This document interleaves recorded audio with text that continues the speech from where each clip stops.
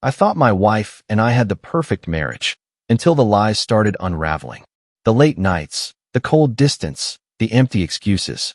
I blamed myself, thinking I wasn't enough. But the truth was far worse than I could have imagined. She had been deceiving me for years, and when I finally uncovered her secret, I realized our entire marriage was built on a lie. But the real betrayal? It wasn't just the affair. It was something much, much deeper. And when I confronted her, I didn't just lose my wife. I lost the man I used to be. What I discovered in the end changed everything. And the worst part? She never saw it coming. I was never the kind of man to believe in fate. Yet, when I met Elena, it felt like the universe had conspired to bring us together. We first crossed paths at a crowded city festival, our eyes locking across a sea of strangers. Then it happened again, and again. By the sixth time, we both laughed, realizing there was something uncanny about our repeated encounters. Elena was brilliant, a physics professor at the state college. It was almost surreal, someone with her sharp mind and stunning beauty choosing me, an ordinary man working long, back-breaking shifts in construction. I admired her, maybe too much. She was everything I wasn't: elegant, sophisticated, untouchable. 2 months after that first encounter, Elena started confiding in me about the struggles in her relationship. Her boyfriend, she claimed, lacked ambition, didn't challenge her intellectually. I listened, I comforted, and I became the man she turned to when things got tough. Before long, she was in my bed, wrapped around me, whispering that I made her feel alive.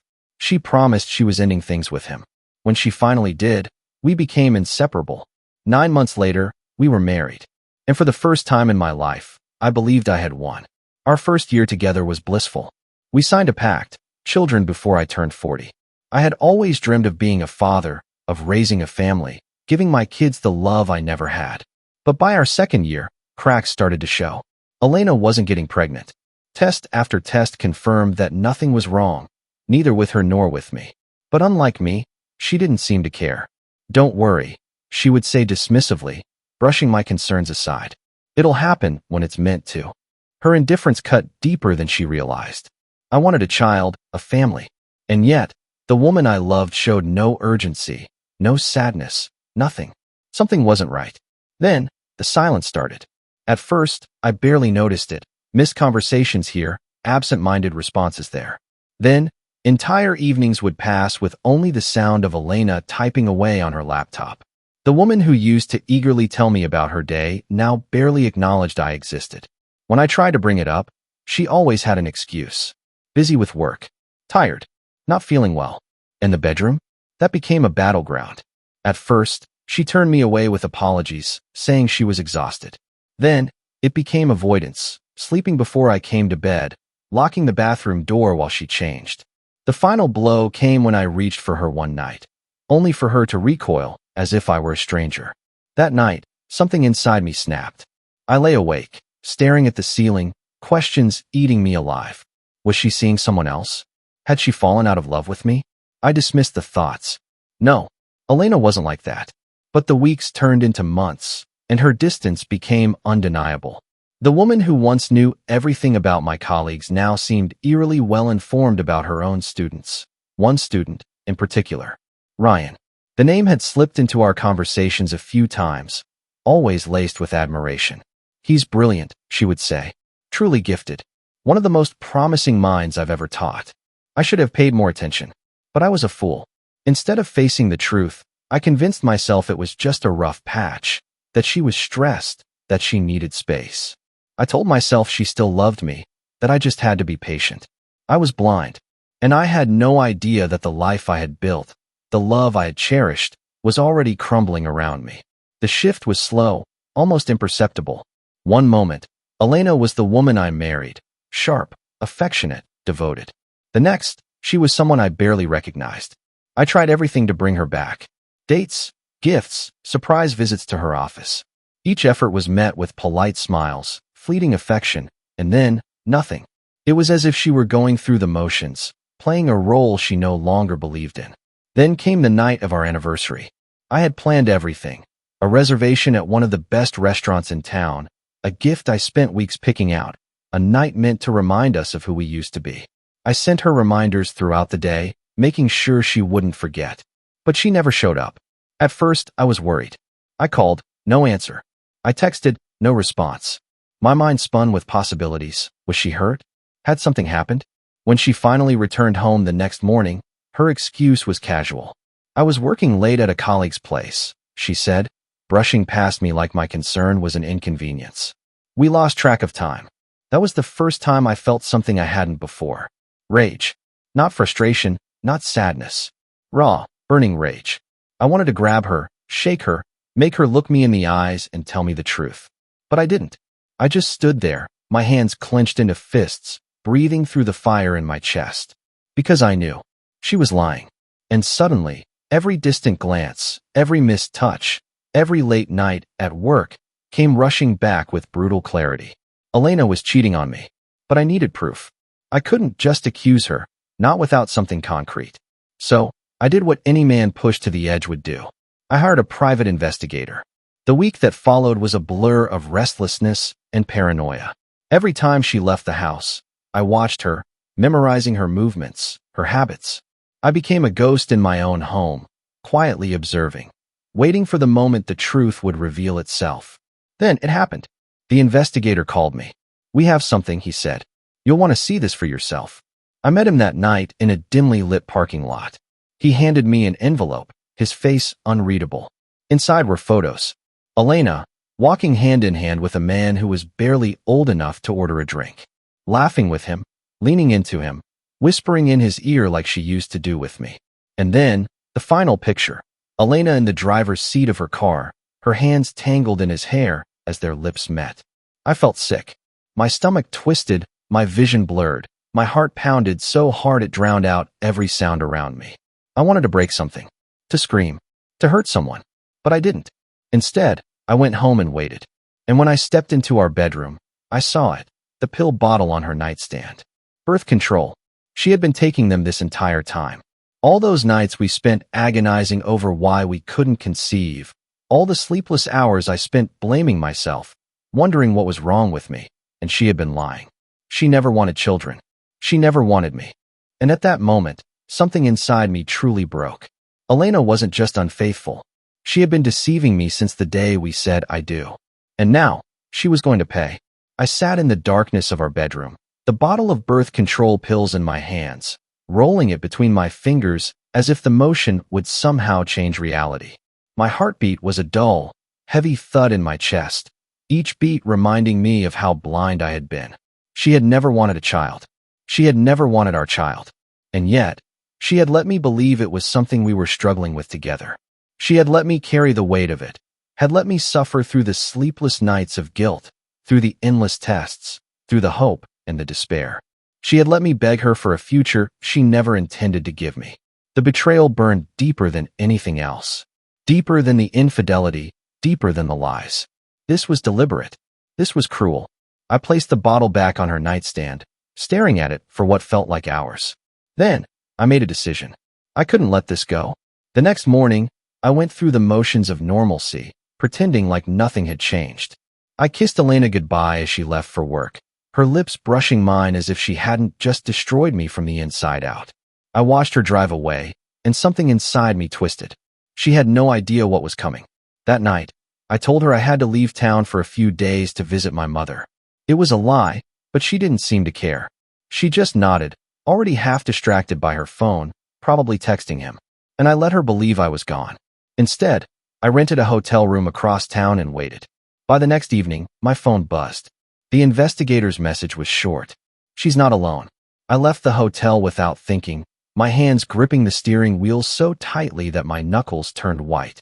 The drive back home was a blur, my mind consumed with images of them together, her hands on him, her lips against his, her whispers meant for someone else.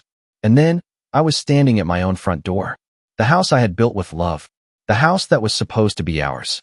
The house where she had betrayed me. I placed my hand on the doorknob, feeling the cool metal against my skin, and for a moment, I hesitated. Did I really want to see this? Did I really want to shatter every last illusion? But it was already shattered, and I needed to see it with my own eyes. I turned the handle. The door creaked open, revealing the dimly lit hallway that once felt like home. Now, it felt like a stranger's house, filled with ghosts of broken promises and empty love. Soft music played from the bedroom. Our bedroom. My pulse pounded in my ears. I took slow, measured steps down the hallway, the walls closing in with every breath. My heart clenched, screaming at me to turn around, to walk away before I saw something I could never unsee. But I had to know. I had to see for myself. The bedroom door was slightly ajar. Through the gap, I could see them, Elena and him. Ryan, her student. The boy who had taken my place in the bed I had once believed sacred.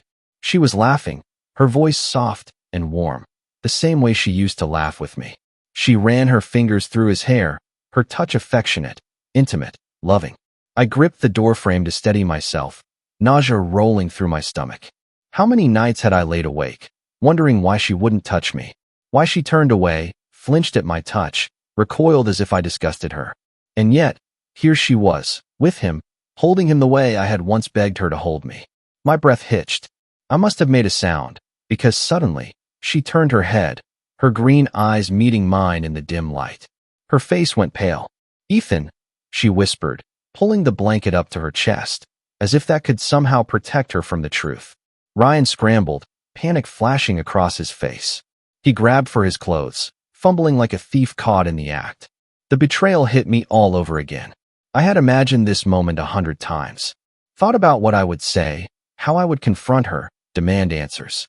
But standing there, watching her shrink under my gaze, I felt nothing. Not anger, not sadness, not even hate. Just emptiness. 3 years of love, of sacrifice, of dreams, gone. And for what? A fling with a kid? My voice was hollow when I finally spoke. Was it ever real? Elena's lips parted, but no words came. That was all the answer I needed. I didn't yell. I didn't break things. I didn't scream at her the way she deserved. Instead, I turned around and walked out the door. And with every step I took, I left another piece of her behind. I didn't remember getting into my car. I didn't remember starting the engine or pulling away from the house that no longer felt like mine. All I knew was the hollow ache in my chest, the kind that made it hard to breathe, the kind that made the world feel quieter, colder. I had walked away, but the pain followed. The past 3 years replayed in my mind like a cruel joke. Every smile, every kiss, every whispered, "I love you," now tainted, rewritten in the light of what I had just seen. Had she ever meant a single word? Had any of it been real? I gripped the steering wheel until my knuckles turned white. I wanted to be angry. I wanted to hate her. But all I felt was grief. Not just for the love I lost, but for the man I used to be. The man who believed in her. The man who thought love was enough. I checked into a cheap motel on the edge of town, the kind of place where no one asked questions. I needed space. Time to process. To mourn. I sat on the edge of the bed, staring at the floor, feeling like a stranger in my own life. Then, as if the universe wasn't done punishing me, my phone buzzed. Elena. I stared at the screen, my stomach twisting. She had the nerve to call me? After everything? I let it ring. Then another call. And another. When the texts started coming in, I finally picked up the phone, my hands shaking. Her messages were frantic. "Ethan, please talk to me. I didn't mean for you to find out this way. It was just a mistake. It didn't mean anything. Didn't mean anything." I nearly laughed. The kind of hollow, bitter laugh that comes when you've lost everything. I had spent 3 years building a life with her, loving her, choosing her, and she had thrown it all away for something that didn't mean anything. I tossed my phone onto the nightstand, ignoring the messages, the pathetic attempts to explain what couldn't be explained. I didn't want her words. I wanted to erase her. By morning, I had made my decision. I wasn't going to be one of those men who begged for answers, who let themselves drown in the wreckage. She had already taken too much from me. I wouldn't let her take my dignity too. I met with a lawyer that afternoon. "I want a divorce," I said, my voice steadier than I felt. The lawyer nodded, as if he had heard it all before. "Do you have proof of infidelity?" I placed a folder on the desk. Inside were the photos from the investigator, the evidence of her betrayal, captured in painful detail. The lawyer flipped through them, then looked at me. "This will make things easier." Easier? Nothing about this was easy. But at least now, it was final. At least now, I could start to let go. The papers were ready within a week. I held them in my hands, staring at the bold black letters that spelled out what I already knew. Dissolution of marriage. It felt surreal. 3 years together, reduced to a few signatures on a page. I told Elena to meet me at a quiet cafe, not because I wanted to see her, but because I needed this to be over. When she arrived, she looked different. Her usual confidence was gone. Her makeup was smudged, her hair pulled back carelessly, her eyes rimmed with exhaustion. For the first time, she looked like someone who had lost. She sat down across from me, fingers twisting in her lap. Ethan, I didn't want to hear her excuses. I just need you to sign. I slid the papers across the table. She hesitated, biting her lip. Can we talk first? I leaned back, crossing my arms. Talk about what? Her eyes searched mine, desperate. I messed up. I know I did. But I never stopped loving you. You have to believe that. I let out a slow breath, shaking my head. Do you even know what you took from me? She blinked, caught off guard. You didn't just cheat, Elena. I continued, my voice calm but heavy. You made me question everything. My worth. My trust and love. You let me carry the weight of something you knew you were causing. You watched me suffer, and you said nothing. And now you want me to believe you loved me. Tears welled in her eyes. I was scared. I thought if I told you I didn't want kids, you'd leave me. And with Ryan. I don't even know why I did it. It wasn't love. It was just... She exhaled shakily. A distraction. I let her words settle between us. Then, I reached into my pocket, pulled out my wedding ring, and placed it gently on the table. You weren't a distraction to me, I said quietly. You were everything. Elena let out a strangled sob, her hand flying to her mouth. I pushed the papers toward her once more. Sign them. Her hand trembled as she picked up the pen. And then, with one stroke of ink, it was over. I didn't look back as I walked out of that cafe. I didn't care where Elena went after that. What happened to her, whether she found happiness or spent the rest of her life regretting what she had done. That wasn't my burden to carry anymore. I spent the next few years rebuilding myself. It wasn't easy. Some nights, I still lay awake, remembering the man I used to be, the man who once believed love was unbreakable. But in time, I found peace. I met someone new, someone who loved me without conditions, without lies, without secrets. Someone who didn't see me as an option, but as a choice. And for the first time in a long, long time, I was happy, truly, unshakably happy. Elena, I later heard, had tried to rekindle things with Ryan. It didn't last. He was young, reckless. He moved on, leaving her behind. She never found what she was looking for. But that wasn't my concern anymore, because I had found everything I ever needed. And this time, I wasn't afraid of losing it. Because real love never needs to be begged for. The end.